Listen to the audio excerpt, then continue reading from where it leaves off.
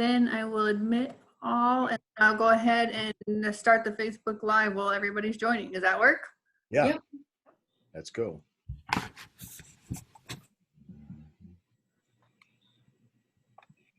Oh. Hi, Jennifer. It's How are Phyllis. Jennifer. Hello, Lawrence. Hey, how are you? Barbara, will you mute my mic? I still have the bingo game going on in the background. Okay, I'll leave that up to Carolyn and Ryan. They have the controls on that. So if you can Yep.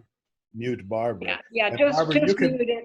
yeah, and Barbara, you can also mute yourself if you click on that microphone in the lower left-hand corner. That will work. Okay, and if I want to talk, how do I talk? You click on that same button. It's toggle Okay. switch. Okay, yeah, I'm back in Aberdeen and we got bingo game going on, so, okay, great. I hope you win. Yeah, right, I'm not playing. Oh, well, you can't win if you don't play. Okay, well, I'm glad to see that we have quite a few people with us, and we're going to get started with our brainstorming the human condition. And we want to remind everybody that we are recording this. So if you prefer not to be recorded, then you can turn off your mic and don't say anything. And you can also turn off your picture. So we may see your name, but there's nothing being recorded except that your name shows that you are present. So that way you can protect whatever thing you want to protect. Okay, and we're also live on Facebook. So you should know that too. And so people can join us on Facebook and be a part of this and see all the things that are happening. So our guest today is Megan Phelps, and she is an author, and she has a very unique kind of history that we're going to talk about. That is the subject of her book. That is also a one-book selection by the South Dakota Humanities Council. So she's been doing a lot of talking around the subject that we're going to embrace today. So Megan, can you say hello to everybody? And so they'll know which one you are. And we're going to start talking about you. Yeah. Hi, I'm Megan. As Lauren said, I wrote Unfollow, which is the subtitle is A Memoir of Loving and Leaving the Westboro Baptist Church. It's about my life growing up in the Westboro Baptist Church, which many consider a cult or a hate group. But really, it's just a community, a very small community of believers. They have a very specific set of ideology that was passed down by the pastor, my grandfather. And the church consists almost entirely of my extended family. They believe that they have the truth of God and everybody else is going to hell, and that it's their job to go out and inform the rest of the world what the truth is. And after that, it's up to God how they respond to it. So that's the religious upbringing that I come from. Okay, that's a very interesting religious upbringing, and I want to talk a little bit about how did that affect you growing up? I mean, how did it impress you as a young person growing up in that? What kind of feelings, etc., experiences, etc., did you have? There's a lot of fear. First of all, there's this deep sense of us versus them. Like, you understand that if you believe that the rest of the world is going to hell, and that if you listen to them or have comedy with them, that you are going to follow them down this path to eternal destruction. It definitely puts up a lot of barriers between you and literally everyone outside of our small congregation of about 70 to 80 people at any given time. So, I started protesting when I was 5 years old.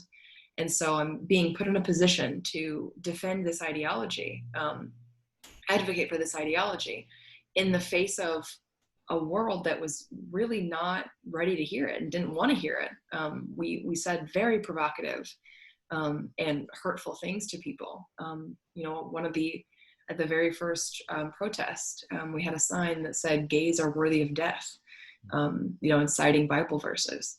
So it was an extremely provocative message, and people were really upset by it. So for me as a 5-year-old, I'm surrounded by the people who love me and take care of me and tuck me in at night. I trust them. I believe that they have my best interests at heart. And so when we go out there with this message that I understand to be the only legitimate truth in the world, and then to see people coming and not just shouting and being angry in response, but also physically attacking us, it definitely reinforced the message that my family was telling me, which is that these people are evil, you can't trust them. And so it's a very adversarial relationship that I grew up having with the rest of the world. When you were growing up, were there things that either then and or now you felt that you were missing growing up, as not, well, whatever it is, were there things that you felt were missing? We were taught to see, so for instance, the fact that our lives, I went to public school, so I was seeing the way that my classmates lived. They were friends with each other, they hung out at each other's houses, they were not spending their free time, spending, hours reading the Bible and studying it and memorizing it and going to church and then going to protests. That was not their life. That was my life. I was also the third of 11 children, so there's obviously a lot of work and childcare and things to be done. And there were times when I was quite young that I resented that sometimes, that I kind of wished that things were easier for us, that it wasn't so adversarial and so all-consuming. But as I grew up and I understood, and especially because this idea was reinforced again by all of my parents and all the older people in the church, the idea that they called Westboro, basically almost everybody lived within about a 2-block radius of the church. And so, they would refer to Westboro as Mount Zion, right? This is the city of the living God. This is heaven on earth. So that framing, eventually comes to take over, that becomes what I think, this idea that gets repeated and reinforced over and over. And especially when we were taught, we would look and examine the way that other people lived, and we disdained that. Yes, they might have had time to hang out with each other more and, spend less time picketing, but, that's our ticket to heaven. Like, this is what God requires of us. And so their lives we basically saw, and I came to see, as meaningless. Even as I got even older, high school, college, and after, the church is almost entirely my extended family. And so I basically came to believe that I was never going to get married or have children, and that this was just my lot in life.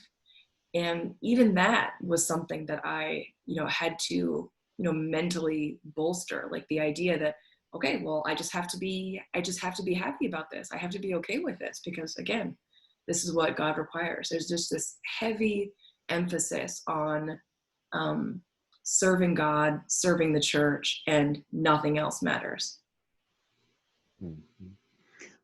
Were there things that,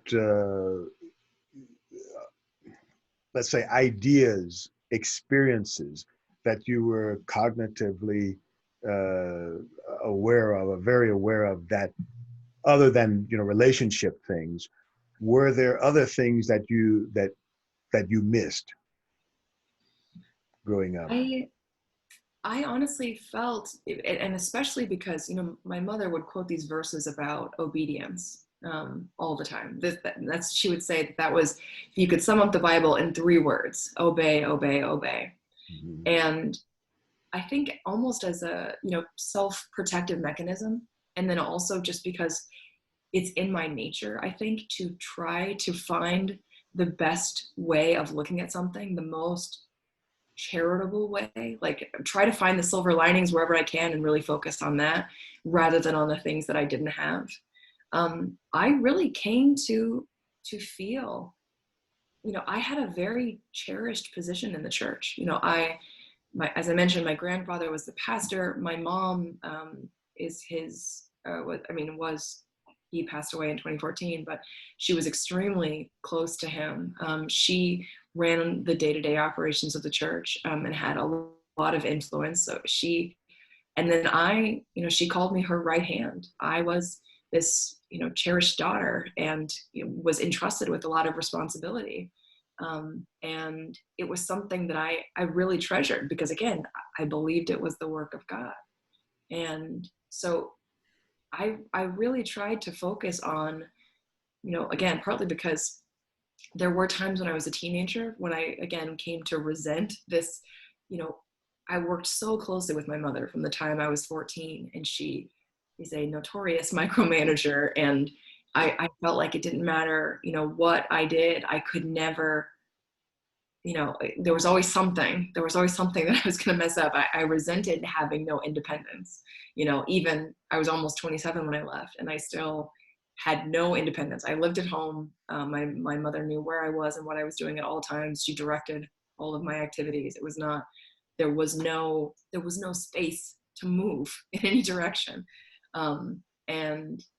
But like I said, when I focused on those things, everything outside of my little box, it would be miserable. Your life would just be, a kind of hell. And it didn't fit with what I was being taught about, again, my position and what God required of me. So it was all about, my mom would quote this verse about bringing every thought into captivity to the obedience of Christ. So that was something that I really tried to do. And did pretty successfully. So I tried to focus on the things that made life there so kind of large and wonderful. Now you're in kind of leading a different life, I would say. And something happened, I imagine, that turned on at least some lights in your environment. What were the kind of things that turned on those lights? It really started with conversations on social media, on Twitter specifically. So I got on Twitter in 2009, and it was all just to publish the church's message. Again, we never thought that we could control how people responded, and so we never tried to. We just would preach the message, and then how it lands on people's hearts is the prerogative of God. So I was just posting the most, kind of hardline, heinous words that Westboro is known for. And pretty quickly, I started hearing from people, people who were, before I even quite understood what @mentions were or hashtags or anything, like, I was trying to figure out, what is this app? Like, how do I figure this out? How do I use this? And it became this process where these interactions I was having, people are asking questions, and they're the same questions I've answered hundreds of thousands of times before on picket lines all across the country. We protested every single day in the city of Topeka and traveled often. So at first it was nothing new. It was the same old questions asked the same old ways. But one thing that was different about social media was that it gave us this buffer. When you're standing on a picket line and somebody sees this really provocative sign and they're responding in the moment, it becomes this very heated conversation on both sides, because, they're really upset and they believe that, and their position that's the mainstream position. It's generally and often not challenged, and especially not challenged in that way with this, again, very loud sign. So they're kind of surprised and taken off guard. And I'm coming in, and all the rest of the members of the church being, so certain that we have the truth, and we just have to, we're gonna tell you a thing, And so there's very little room for real engagement, real connection. It's just these shouty talking points. And on Twitter, it started out as that. but people pretty quickly recognized like that I really believed that I was doing the right thing.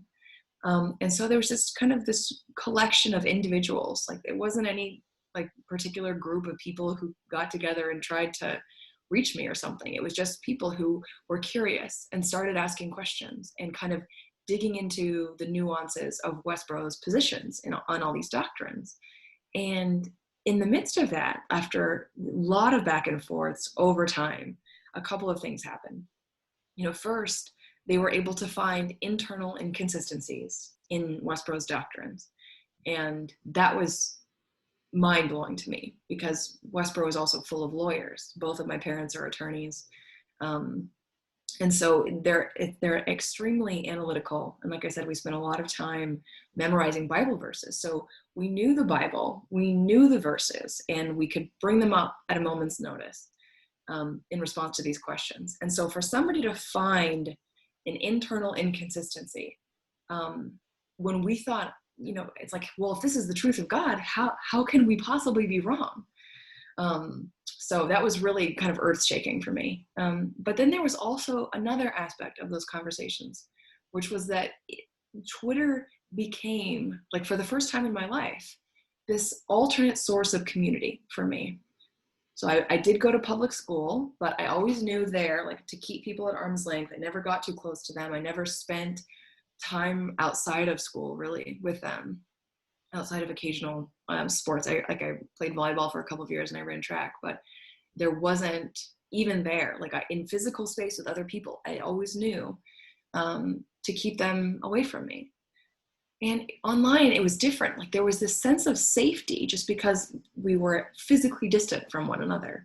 We had this buffer of time and space so that when discussions did get heated, we could step back and, come back to the discussion later. We could talk about other things, books and movies, and I was seeing on Twitter other parts of their life. It's not like on a picket line where all you're seeing is the rage in this person in this moment. It's like now I'm seeing like what you ate for breakfast and your pets and your family and seeing friends talking to one another and joking and there was just this part of me that really resonated. Like I started to see the people that we were targeting as human beings and to really value those connections, even though I basically still believed, and even in spite of those few contradictions, I still thought that they were wrong and probably going to go to hell, but these are humans and it's worth talking to them instead of just kind of shouting and telling them off.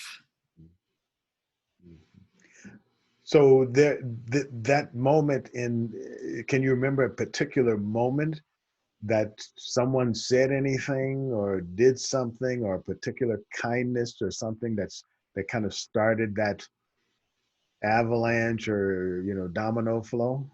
Yeah, I mean, I would say just the willingness to engage with me, with seeing me as a human being, that was huge. That's not a single moment. That is a collection of a lot of moments that people had to be willing to have those conversations, even though they thought I was doing terrible things and terribly cruel things. So that really amazes me, that willingness. But there are absolutely moments where specific moments where I remember kind of being set back and feeling like at a loss, for the first time, at a loss for like, oh my God, how could we be wrong? Or these things that I've spent all these years defending, like this no longer feels right. So I remember a couple of specific conversations where, people found these internal inconsistencies. I remember those vividly. I would say though, maybe one of the more, because again, as Twitter became this new community for me, I started to care what they thought and how they felt, which was a completely new experience. And so, when I first joined Twitter, when a celebrity would die or some tragic thing would happen and it would suddenly be in the media, like, how it works on Twitter, like all of a sudden there's this avalanche of information and everybody's responding to what's happened. And so I would very joyfully jump in there and say that person, that I don't know, celebrity, Michael Jackson or Brittany Murphy or Patrick Swayze. These are the like super early ones that I remember who passed away early on. And I would, talk about how they were in hell and all they wanted was a drop of water to cool their tongue because they're tormented in the flames of hell. And if you follow them, then you're going to go to hell too. Just again, this very, and over time I started to feel guilty. Like I started to empathize. So for instance, the one that I remember very vividly, somebody tweeted a photo essay from the Atlantic magazine about a famine in Somalia. And I clicked on the link and I saw the first photo. And instead of feeling, again, what Westboro feels, which would be, this is the judgment of God and these people deserve it because they're not following him, I just started crying immediately. I felt totally broken.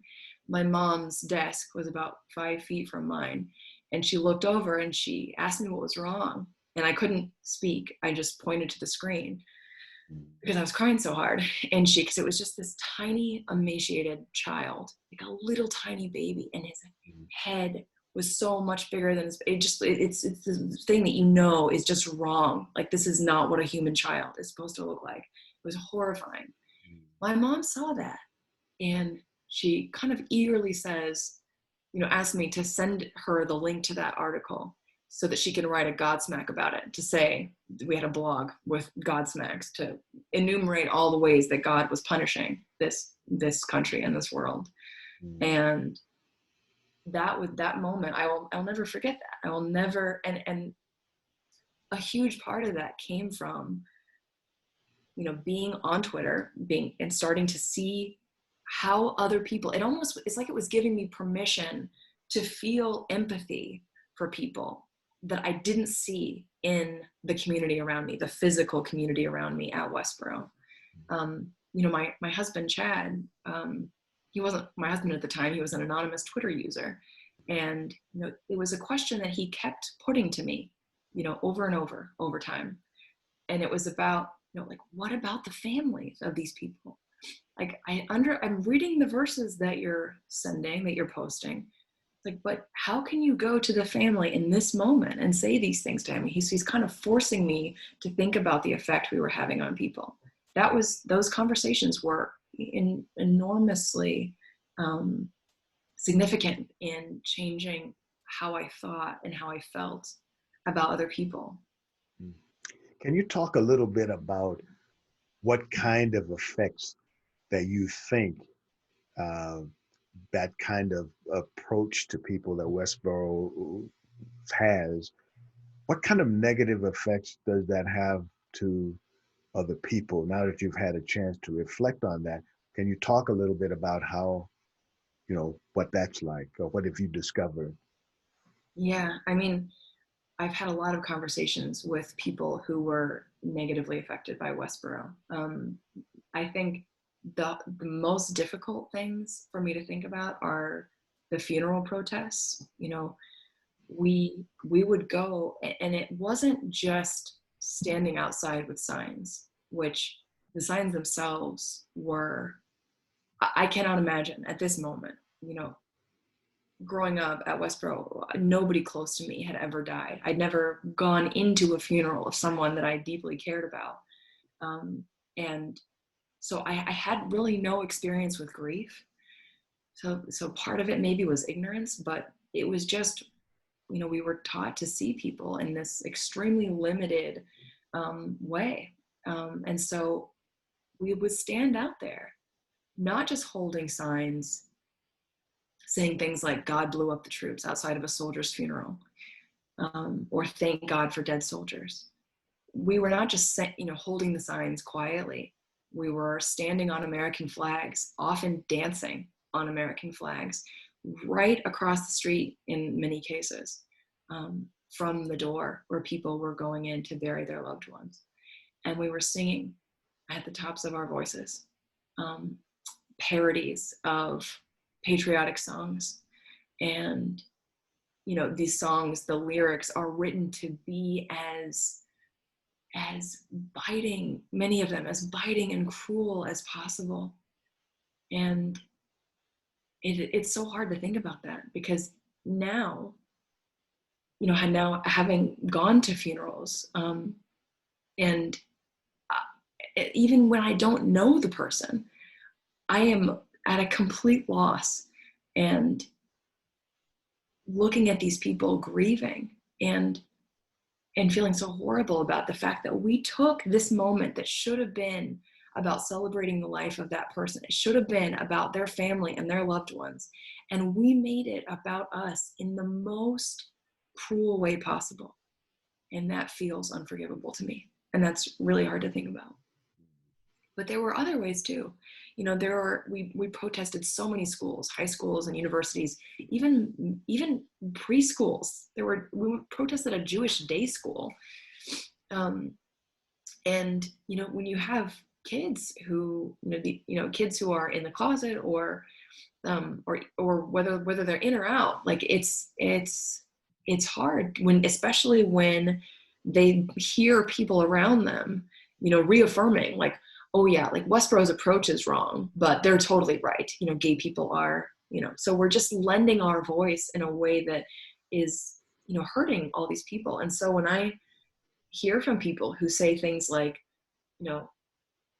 that they used to consume Westboro's content as a form of self-harm, like that they believed that they deserved that kind of disdain and cruelty, that they were just horrible people, kind of reaffirming everything that in some cases their families were telling them too, that they're worthless because they're gay, that they need to change, that they have to change.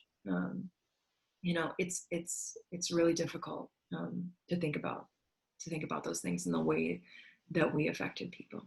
Well, we're going to go and open it up to some questions, but before we do that, I like to personalize our group here so that we aren't like shadows. So I would like everyone to kind of, say your name and where you are and one thing that you think is special about you. So why don't we start with Jennifer, since on my thing, Whitman. Since on my thing, you're the first one up. Oh, sure, Lawrence. Start with me. I have to say something special about me, huh? Yeah. Well, first of all, I'm Jennifer Widman, and I am with the South Dakota Humanities Council. So I'm here from my home in Brookings. I have the great good fortune to coordinate the One Book South Dakota program. So I've been able to work with Megan, and it's been delightful. I think this book absolutely has some incredible insights for how people relate to one another and how we can talk to one another better, as well as just the idea of opening up to new ideas, holding different ideas in our minds. What's special about me, I suppose, is, and maybe this is based on my reading, but I think I am pretty good at seeing multiple viewpoints in any given situation. And you would think that'd be pretty common, but it doesn't seem to be sometimes when you look around. So that's me. Well, thank you. Ryan, I get the top level first, of the top row in my gallery. Ryan. I'm Ryan Woodard. I do communications for the South Dakota Humanities Council, and I live in Sioux Falls, but I'm actually in Doniphan, Nebraska, visiting some friends right now at their lake house. So it's a good time. There's 3 huge bulldogs running around, so there hasn't been very many dull moments yet. What's special about me? I think I'm pretty open-minded, and always trying to learn different things, and like that comes from reading a lot, kind of like Jennifer said. So.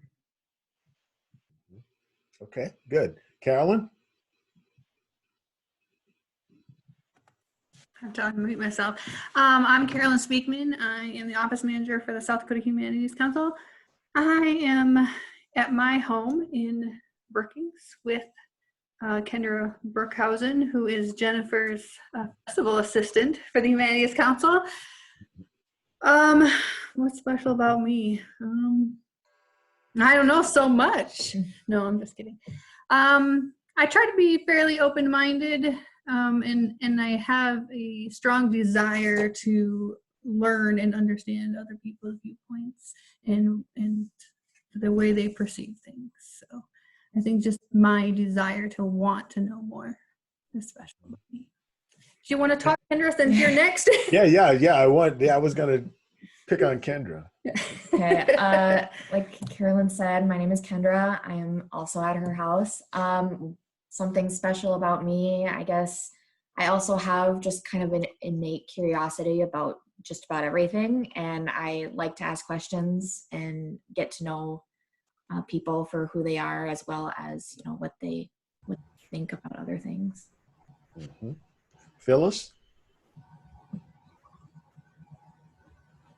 Hi, everybody. Excuse me. Phyllis Koldai. I'm a writer. I live in Brookings, and I really value conversations like this. So thanks to everybody.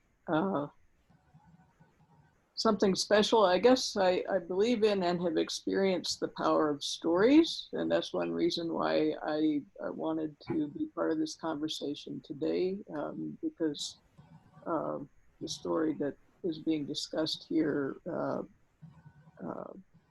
is instructive in so many different ways. And so thank you. Nancy? You have to turn on your mic, Nancy. Either that or go outside and yell loud. I'm already outside. Oh. I've noticed I'm out on my deck. And I have a long history with humanities. I was just thinking what to say special about it, and I remember fondly the grandmother of the present One Book South Dakota was a Read Around the World series, and several humanities scholars had regular stops, and we'd go out to different communities. Valley Springs, South Dakota was mine, and I had a partner, Leroy Meyer, who is unfortunately no longer with us, or he would be right here today. And I retired from USD, but I haven't retired from life or learning, just the papers. Yeah, there you go. So I have been interested from day one in one-on-one conversations that are meaningful, particularly with people who are different from myself and offer many, many things that people like us don't. And I never know where to find them, but I'm always looking. So I guess that's enough about me. Okay. Happy to be here. Betty, South Dakota. Good morning. There's a story behind that today, but I won't talk about that. I live in Aberdeen and I'm at home. And I, like Nancy, have given up all the paperwork unless that I wish to do. And this is my time to grow as a human being. So I spend a lot of time reading, and I do a lot of artwork, and painting is my usual mode. I think my empathy and understanding for people will always continue to grow. I hope so, because it means a lot to me to meet people and hear who they are, see who they are. And so this is a wonderful opportunity. And thank you. I've been anticipating it. Naima. Hello, I'm Naima, and I'm at home in Elkton, South Dakota, which is a fabulous place. And I too enjoy reading, but I like getting out there or Zooming to get to know people, as it were, with COVID and different things like that. I'm 71 years young. And what can I say about me? There's so much. I have to write a book. I need help, Phyllis. Yeah. But anyway, the best way to describe myself is I'm unique. I am very, I'm very, very unique. And there is no one like me. The mold was broken, so you have to get me as I am for as long as I'm here, because I'm the only one. Great. Barbara.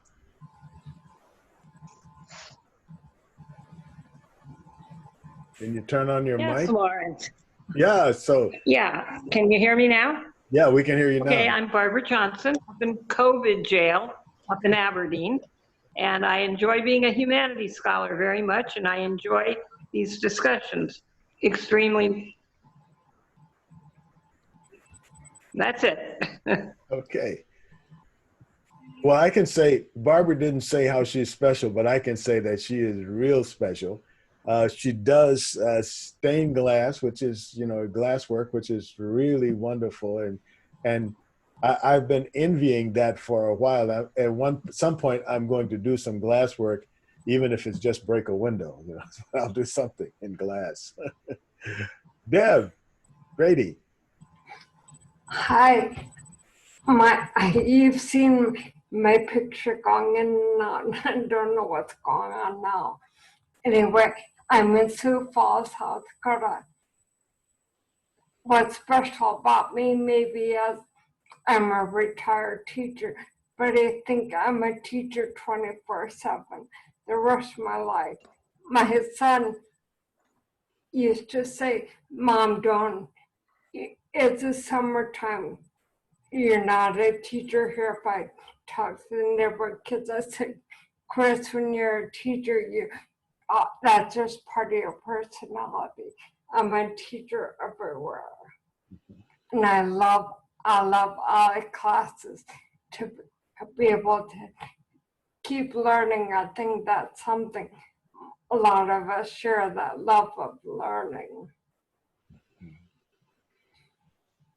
Well, thank you, Deb, and glad to have you with us. I think this is your first time with us, isn't it?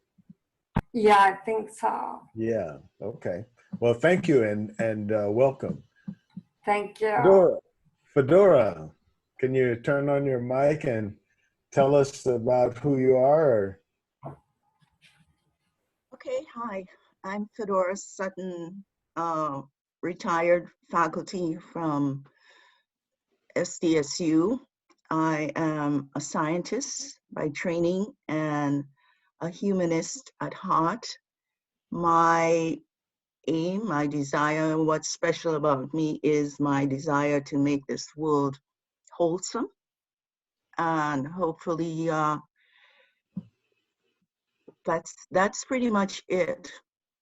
That's what I like to do. We just started with Naima, a new entity. It's Brookings Justice, Equity, Transparency Org. And it's all focused on making the world a better place. Justice and equity for all.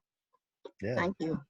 Thank you, Fedora, for joining us. I believe this is your first time too, isn't it? Yes, it is. Yeah, okay. That's Naima bent my arm. Oh, yeah. Oh, that's good. That's good. She's known for She didn't have to bend my arm. I was interested. Yeah. I thought you said she bit your arm. I was going to say, I didn't see any blood. I was interested in hearing Megan's story, and so far it's very, very informative. And thank you, Megan. Yeah. Susan. My name is Susan Asmus, and I'm here in Brookings. I'm a retired preschool special education teacher. And I guess what makes me special is that I love to learn. I'm always wanting to learn new things. Okay, good. Thank you. I think this is your first time too, isn't it, Susan? Yes, it is. Thank you for joining us, and we hope you'll come again. Yes, Anne. I think I will. Thank you. Anne, you need to turn on your mic. Got it, yeah. Good morning. I'm glad to be here today. I'm Ann Vollen, and I'm at the South Dakota Humanities Council. I'm the executive director, and I am just so fortunate to get to be part of this conversation. I think what makes me special is I just love any opportunities we have when we get to share ideas and talk about them and think about how we can make things a little bit better. So I appreciate everyone's interest in being part of that. And thanks, Lawrence, for moderating as always. Thank you. Thank you. Sheila. Good morning again, Lawrence. Yes, I'm Good Sheila morning. Richards, Aberdeen, South Dakota. I'm retired with many hats. And I think what makes me special, I would say, if you have something you want organized, I'm your person. I love to organize things and put things together. I think that's half the fun of anything. And I'm especially interested in justice issues, and I lean very heavily towards Native American issues in South Dakota.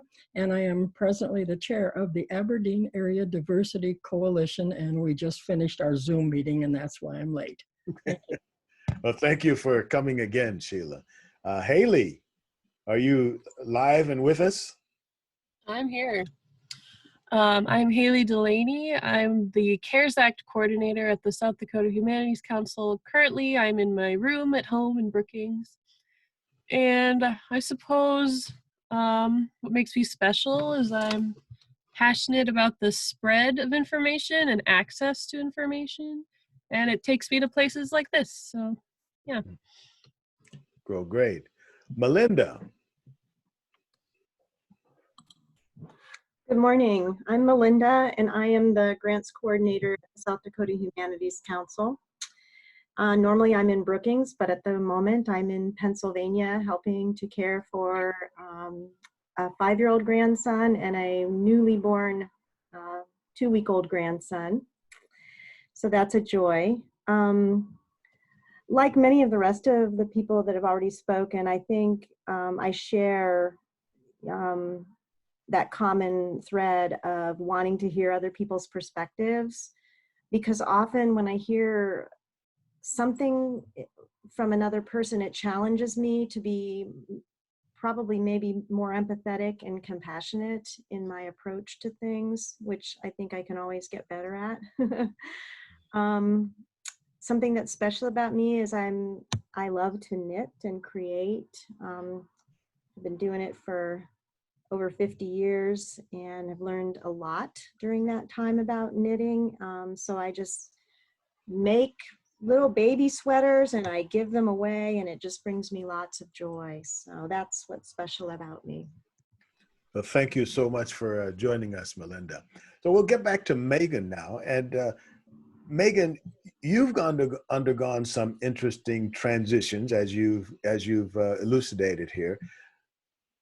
How can the rest of us help more people, not just in Westboro, but people who have ideas that are centered around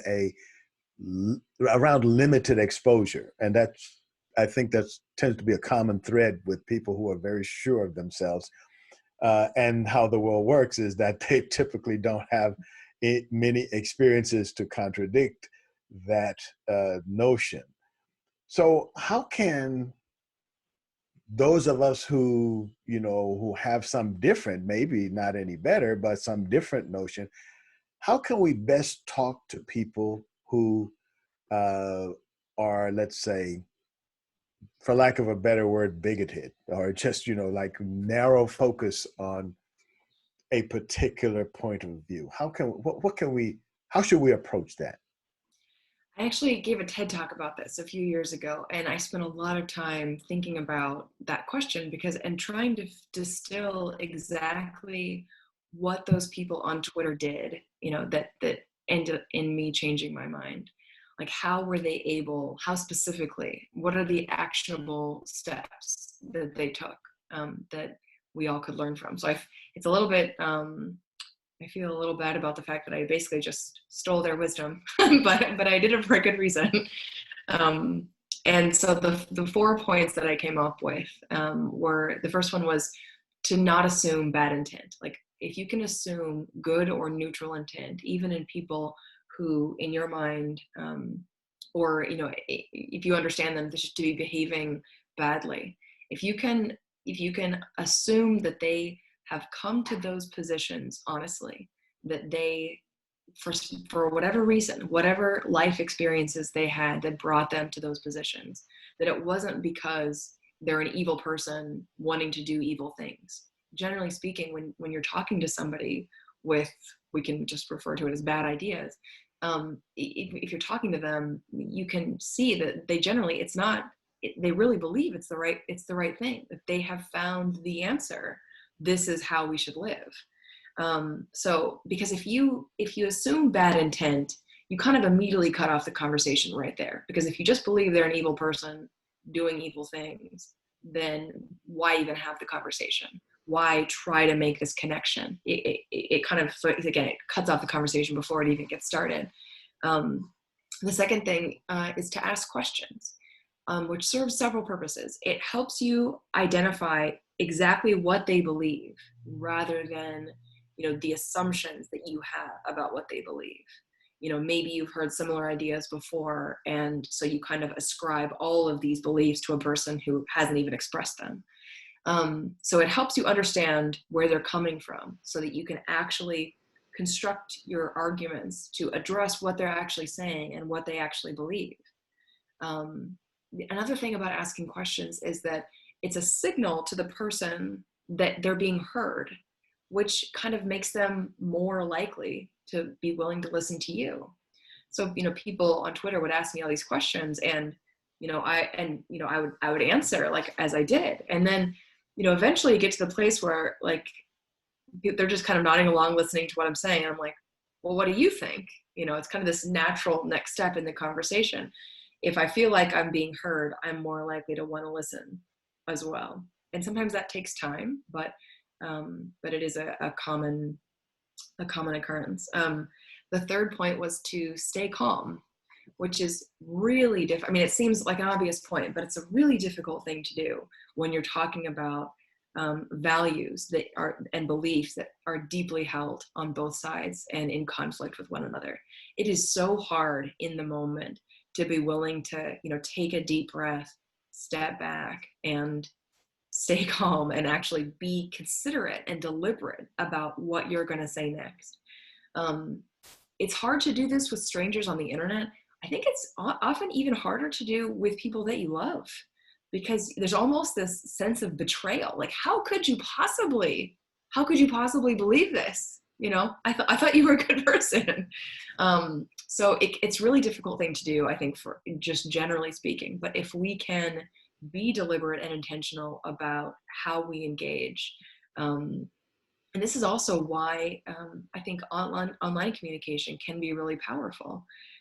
I feel like it's kind of well documented, all the things about online communication that make it more difficult. You're not seeing the person, in real life. You don't have all those feedback, cues that you have when you're talking to someone in real life. But one of the strengths of online communication and written communication generally is that you do have time and space, that buffer that I was talking about earlier, where you get to decide when and how you're going to respond. It feels like you need to respond immediately, but you don't actually have to. Another thing is that sometimes, I've been thinking about this lately, it can feel so delicious, is probably the best word I can think of, that, to write the most cutting thing in response to something. Like you can make a really great point. This person that said something so dumb or whatever, however you want to put it. It feels so good sometimes to write those things, but you don't actually have to send it. You can see that, like, yes, you've made the point, but now how can you make it in a way that the other person can actually hear you? Because if they can't hear you, then it's all for naught. All you've done is proven how smart you are in your own mind, and not done anything to further the conversation. And in fact, that almost always ends the conversation. So staying calm, very simple, but not easy. And then the final point that I made in that talk was to make your argument. So I talked about the community aspect of Twitter and how important that was. And it absolutely was. I don't think I could have heard the arguments that they were making nearly as well without that. But if it had stayed right there, just as, you know, people were nice to me, I don't think that that ever would have been enough for me to break out of that ideology. You actually have to make the argument, make your case for why this person is wrong, and more specifically, what is a better way, right? So you have to actually, and I think there's another thing, this also seems obvious, but when we assume, like when we feel things so deeply, we assume that the goodness and the value of our ideas is or should be obvious. And that's not the case. If we all have different experiences that lead us to these different positions. And so if we don't find a way of communicating our position in a way that makes sense and that could possibly persuade someone else to change their mind, you know, so it really is important. It isn't just about being nice. It isn't just about making the connection. It's also about making the case, presenting the evidence. And you don't start there and you don't end there, but it's an essential part of the equation. If I had had more time, they gave me 15 minutes and I used exactly 15 minutes when I gave that talk, I would have added a fifth point, and that is to take heart, you know, be patient. Especially when you're talking about changing deeply held beliefs, it's not something that happens in a moment. It can be. I mean, eventually, like I remember the moment when it finally clicked, like, oh my God, what if it's not just these few issues that Westboro is wrong about? What if the whole thing is backwards? What if we're just people? That was the actual thought. What if we're just people? You know, so eventually it does come to a moment where the change happens, but there's a lot of work that goes, you know, before that. I think, you know, the epigraph of my book is this line from The Great Gatsby that says, reserving judgments is a matter of infinite hope. And to me, that encapsulates the idea of grace, the willingness to see other people as being on a journey. You know, this person that you're talking to, they are not who they are, and that, like, the sum total of their personhood does not exist in their worst moments. It's not just how they're behaving in this conversation. They've had a lifetime of experiences up to this point that have led them there, and who knows where they're going to be 2 years from now, 5, 10 years from now, 2 weeks from now. They're on a journey, and we can contribute if we are willing to, again, be deliberate and intentional about how we engage. We can contribute to this person's journey in a way that can hopefully change things for them for the better, help them see outside of those things. And so it does take patience, and you can't expect things to change immediately, but it's worth engaging for so many reasons. It's worth taking the time when you have that time and the space and the emotional wherewithal to engage. When you have that, go for it. I'd like to open it up now to questions from our other participants. Anyone have questions for Megan? Can I just say something? Yeah, sure. Megan, you go, girl. I already put that. You go, because you went. Now I'm following what you're saying, and it's fabulous. Can I put you on the spot and give you 2 ideas? Masks with Corona, and you are less than human because you don't look like me. You're colored. You say you want to know my position on masks? Oh no, just with how you dealt with everything, looking at, you know, your TED Talk points. What would you say would be your response to those particulars? Wait, I'm not quite sure what you're asking me about masks, though. Oh, the resistance, the clash between the two. Wearing masks or not wearing them are deeply held beliefs. Right, Yeah, I know. sorry. It's really frustrating. It's not just it's not just about the mask issue. It seems like every question about the virus and everything else every public issue is now a political issue. And this is the whole, like, the polarization that we have in this country, the political polarization. It just is all encompassing at this point. And that's really bad. I don't know, actually NPR, I saw on Instagram yesterday, they had a thing about, how to talk to people about masks. Like, you can, you make it about, use we language. Like, can we put, like, if somebody's not distancing a store or something, can we put 6 feet between us? Like, they gave several examples of what specifically to do in that situation. But I think the bigger issue is the lack of engagement, of good faith engagement on both sides on all of these issues. Like, we have to find a way of depolarizing the entire climate, because until then, we literally can't agree on facts of any kind. There is no shared sense of reality. And so I think it's going to start with these human connections before you get to really changing someone's mind and behavior. And, unfortunately, in the middle of a pandemic, it's horrifying. It's horrifying that things are where they are in this moment. I really hope things change very soon. I mean, specifically, I'm thinking about the election, but we don't have to talk about politics specifically right now. But yeah, I really do. I think what I'm drawing from your comments, Megan, is that it's really about how people feel more than what they think. And if you don't change how they feel, you will never get to what they think. And, absolutely.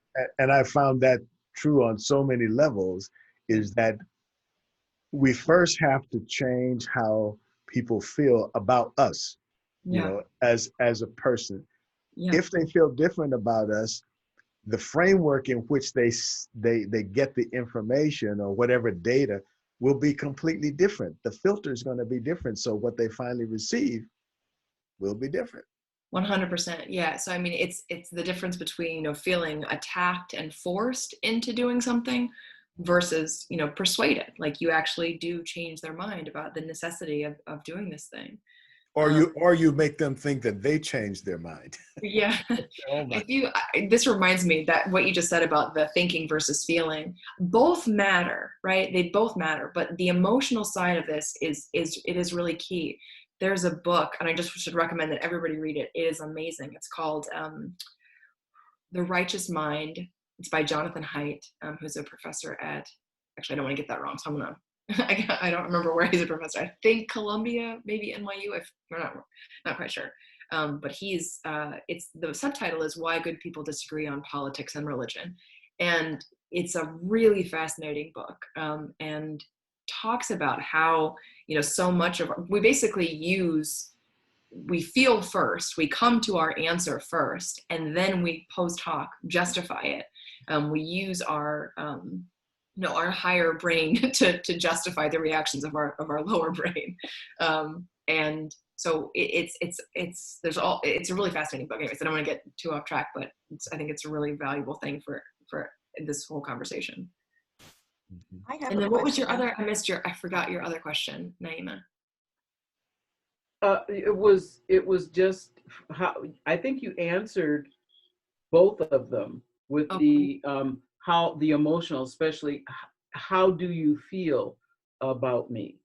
Right. That I think you answered the blueprint on how to deal with people on both. Thank you very much. That was good. Okay. Yay. Fedora, you had a question. Yeah. Megan, I'm wondering though, if you were not already having questions in yourself and about the teachings you were receiving and everything in order to be receptive, or because I'm kind of thinking that unless you're already inclined to something, it's easier to get you to another place. Whereas if you are absolutely not inclined, I mean, you don't even look in that direction. How was it with you? Yeah, if you look I did so many interviews. So for instance, I think maybe an easy one to point to, the BBC has made 3 films now about Westboro. So the first one, I was 20. The second one, I was 24. And that was just after I got on Twitter. And so you can you can actually see the evolution. And then the third one just came out last summer. So it was after I left. And so I was talking about all of these things. You can see what I was like at 20, how extremely close-minded. I was so certain, there was no openness there. There was no willingness. People sometimes would, think that, in other words, it had to come from me first or something. Mm-hmm. And man, I was so resistant to any idea that was contrary to Westboro's doctrine. I was so unwilling. Like, I was willing to hear it only because I believed I already had the answer to it. I was fully indoctrinated and a hardcore believer. Again, my whole life was dedicated to Westboro and defending that ideology and propagating that ideology. It was my especially after I graduated from college, it was my whole life. I worked for the church. I worked for the family law office. I basically spent all my time. And there's actually a section of the book about that time. I think it's the end of chapter 6, maybe, where I'm kind of detailing all of like what my life looked like. It was 100% Westboro all the time. And, standing up in the face of a world, like this was a constant. It wasn't just like we stay in our church. It was constant engagement with people in a very adversarial way. So you really couldn't have somebody more dedicated than I was. And so this is why it's so powerful to me, the idea of like those connections that I thought, we literally had a saying at the church. We would say, we have nothing to learn from these people. Like we don't need anything from them. We have nothing what do we need to hear from these people? This should be a one-way conversation. And yet on Twitter, I changed as a result of what I learned, how those interactions took place. Like, so when I think about, it's like part of me does want to believe. Part of me wants to think, oh, like there was some good in me before and Twitter just brought it out or something like that. I want to believe that I wasn't completely, again, when I think about, and I'll try to shorten this answer soon, but when I think about the things that we did, it is devastating, especially those funeral protests. The things that we did were so horrible, so cruel to those people. I want to believe that I did it against my will, that I felt bad about it, but I didn't feel bad about it. I believed it was justified. I thought we had to do it, that it was our duty to God to do it. And that didn't change until Twitter. I didn't question it. I would occasionally have doubts and I would immediately quash them. I believed that my heart was evil, that this is how Westboro sees, the human heart is desperately wicked, and full of deceit, and you can't trust your heart. So anytime I had a doubt about Westboro, which was very, very rare, if I did have a doubt, I assumed that I was the problem, and I completely bought into all of it. So I do, obviously, I'm sure, to try to answer your question more specifically about if somebody's more inclined to listen, that's wonderful. That's a huge opening. But I would say that I listened in spite of myself, not because I wanted it. I didn't want to leave. Leaving was the worst possible future that I could have imagined. Like, it was my worst nightmare. And so, and I don't know if you've read the book, but if you do, you'll see the utter heartbreak.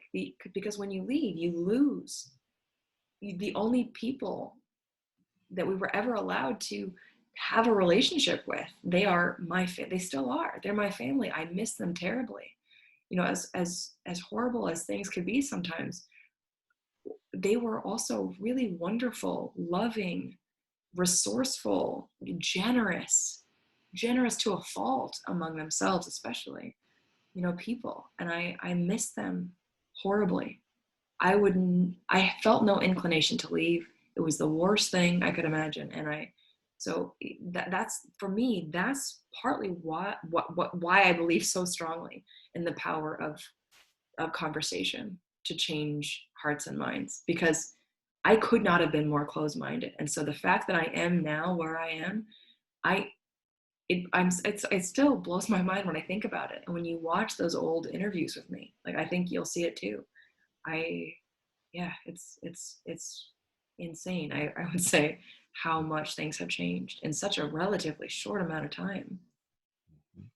So other people, if do you have other things that you would like to inquire of Megan or each other? I think we have quite a bit of information that we've shared, but I want to give people a chance to dig into this subject more, because we don't always have Megan with us. May I jump in, Lawrence? Sure. Megan, thank you for so much. But I find myself thinking a lot about your grandfather.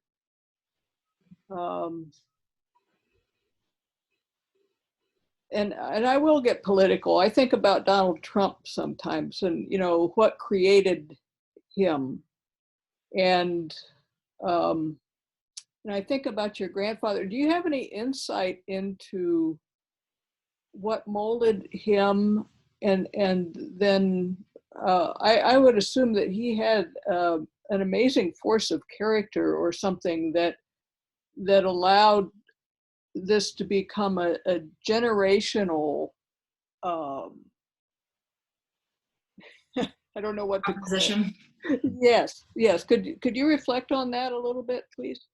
Yeah. So Gramps, I think he had a pretty normal, his mom died when he was 5. I think it was when he was 5. And so he was raised largely by an aunt of his. The early stuff that I've read and talked to people and heard from him. He was an Eagle Scout. He was a very dedicated student, graduated at the top of his class. And so he was really active and very accomplished. And at 17, he got the principal appointment to West Point Military Academy. But I think he was actually 16. He had to wait until he was 17 before he could actually enroll. And in that summer, he got saved at a tent revival meeting in Arizona. And I think it seems like things really changed at that point in a few different ways. He had been Methodist before, I think, not really very religious.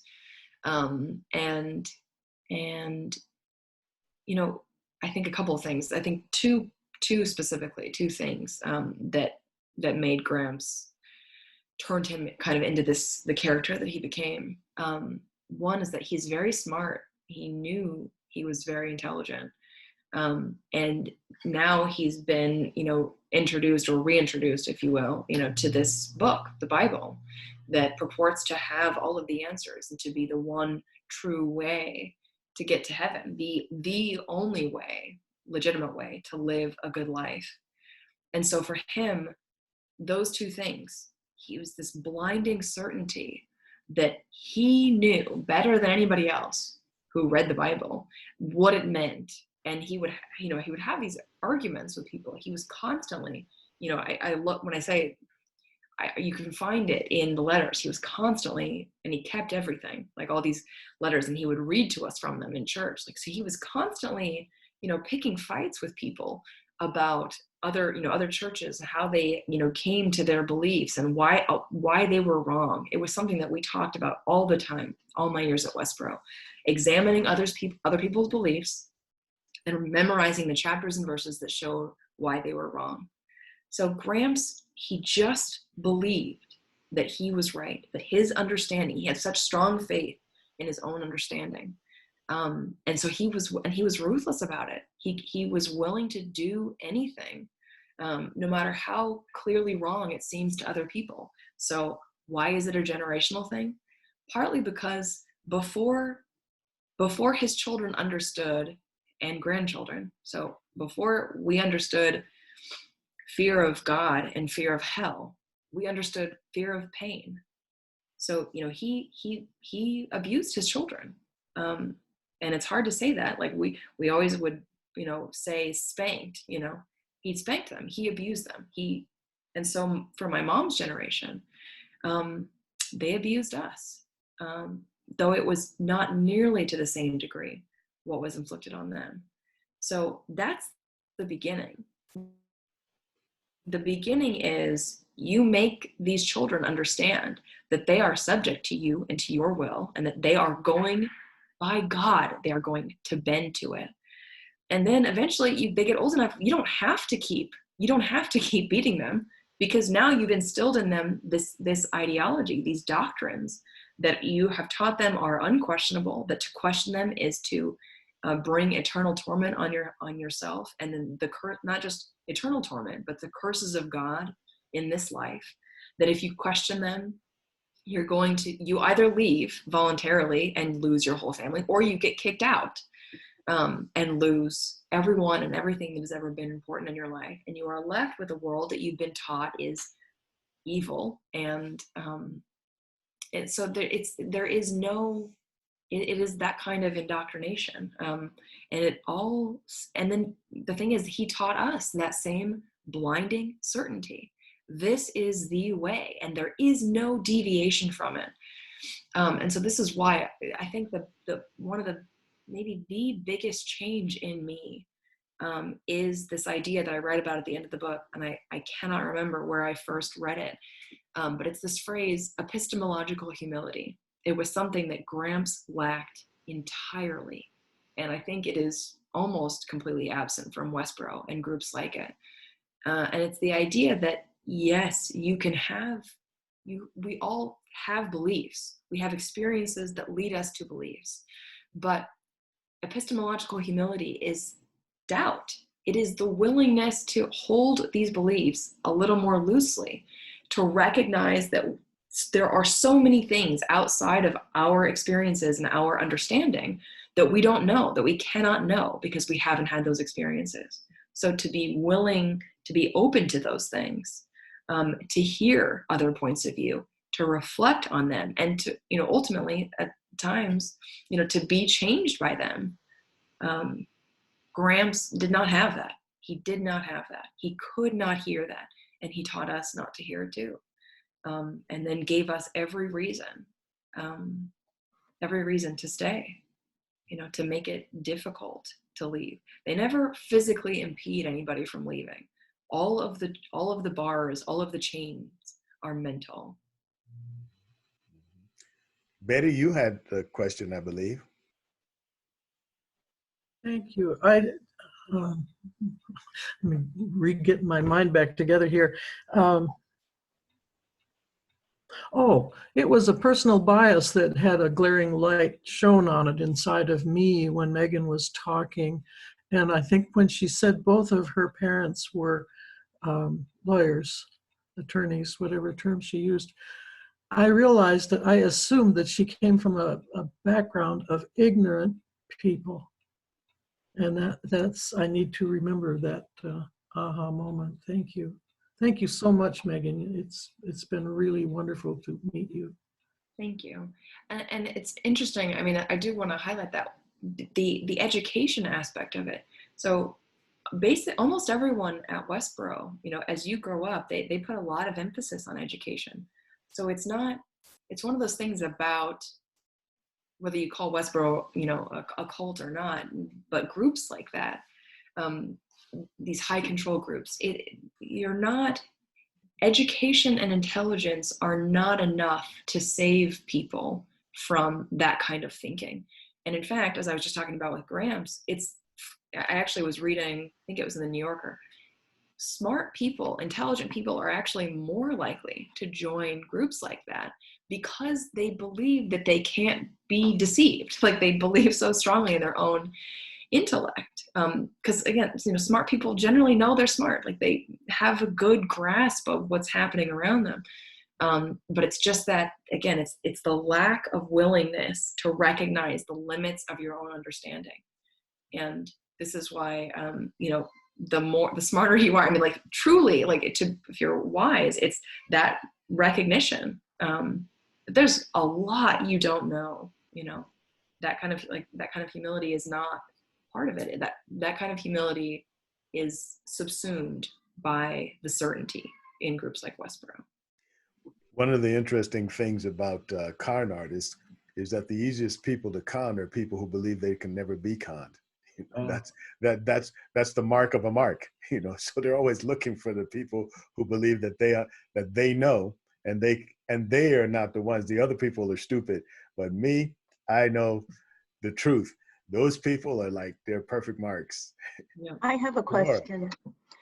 Yeah, one of the things that I'm having hard to deal with is, how do you deal with people, everybody's parent, well, not everybody's parent, but usually the example is this, okay? One of my friends on Facebook posted what I considered racist, hateful stuff.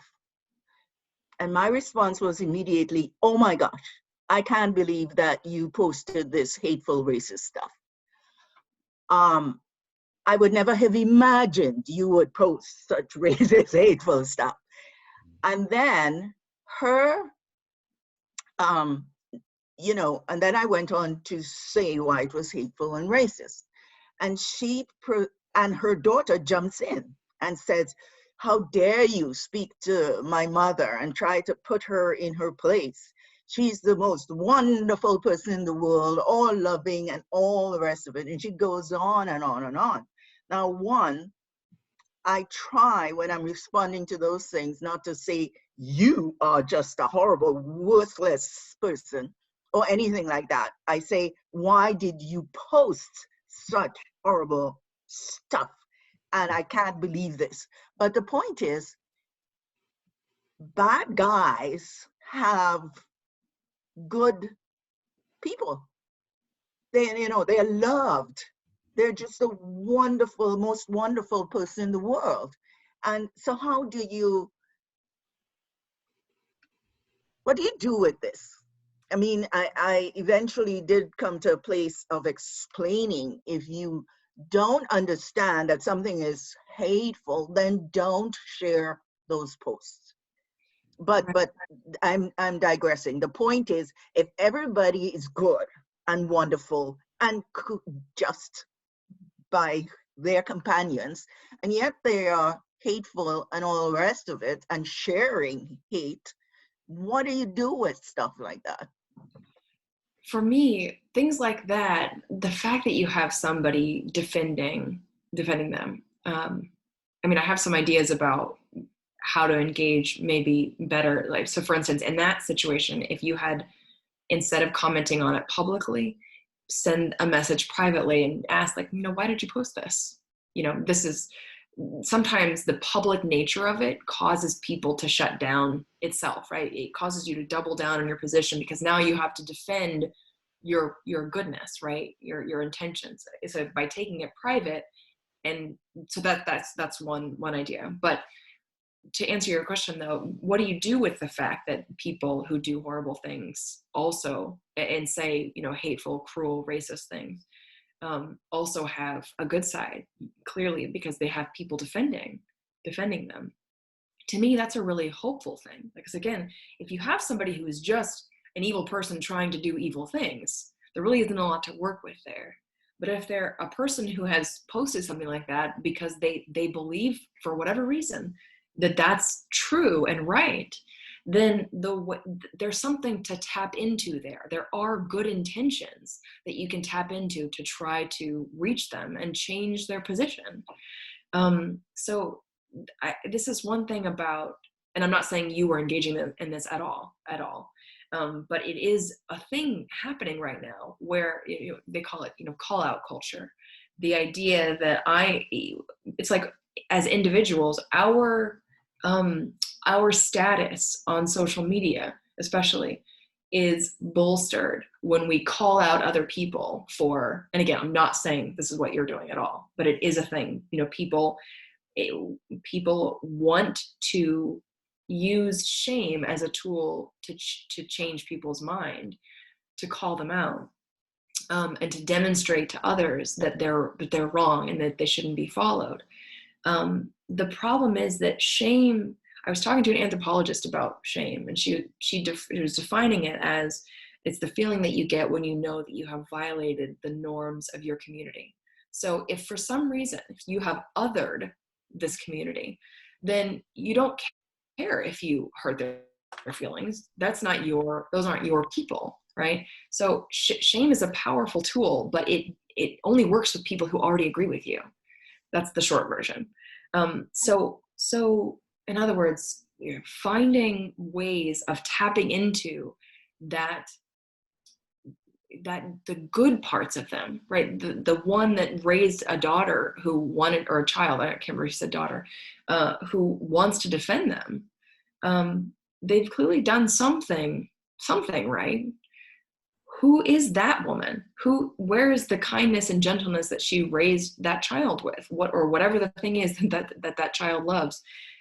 Can you see that person in a more gracious light and try to help them see, recognize whatever limited viewpoint they have that caused them to do that? How can you add to that person's cauldron, for lack of a better word, to help them recognize that here's why that's harmful. And it often helps, there's a lot of talk about intentions now too. Impact matters more than intention. And I think that's true. But intention does matter, right? Because if somebody does the wrong thing from the right intention, then again, that's something that you can tap into. If you can acknowledge that they did it for whatever, and again, I don't know what this person exactly posted, so I don't know what it is or why they might have done it. But if you can acknowledge a good intention, even in the conversation, I can understand why you thought that, given whatever, but here's what you're missing. If you can come at it from that kind of a perspective, it helps you feel more grace for them. It helps you demonstrate more grace from them, and they will feel that. I felt that from people. I guess there is, just to make it easier for you, the post was of a young Black man with his pants down, that's fashion. Yeah. And right next to a Confederate flag, a Confederate statue. Mm-hmm. And the thing was, people are all upset about removing statues. What about this boy? And I was just scandalized, because one is fashion, which who cares? And the other is something deeper. And I could not imagine that she did not see the juxtaposition of the hatred that was being spewed on the young Black man. And I know it was racist because this was right next to a Confederate statue. So those things, my thing was just simply, and I hear you, maybe I could call her out by the side and say, hey, that wasn't so good. But the point is, it's public posting. And so she is pretty much serving to augment the hate. Right. And by choosing a young Black man, she didn't just choose anybody with their pants falling down. It was a young Black man. And I see that even more adding to the attack that young Black men feel already, now juxtaposed against the statue thing. But I hear you. I did talk her through, and we did come to a good place. That's really good. The thing, I will just to answer one more thing about what you said about the fact that it's a public post. I definitely hear you. And there are definitely times when you feel like it needs to be public. One thing I will say though, I still reach out to my family at Westboro. It's a very one-sided relationship. I am sending things to them, trying to show them, the error of their ways, basically, to help them see outside of that ideology. And a lot of it is private, because I know that when you do it publicly, we're putting them on the spot, right? And because they have dedicated so much of their time and energy to, proclaiming this message, they feel like they have to double down because it's public. So I'm giving them time and space to think and change privately. And then the thing is, ultimately, if you can change their minds, if you can actually reach them privately, that change is demonstrated publicly. So when I convinced them that, or I was part of convincing them that certain of their signs were unbiblical, that eventually came out with their first public disavowal of a picket sign ever in their entire, history. So eventually those things, those changes do demonstrate publicly. And so it still can be a very effective thing, that kind of private communication. I just didn't want to, but I also, again, I understand there are moments when you feel like it really needs to be public. This conversation, I think, could go on and it would be really useful, but there are time limits, and we've kind of reached ours. I really want to thank Megan, and I hope that you all will pick up a copy of her book, however you can get it. And she has a lot of interesting points in the book.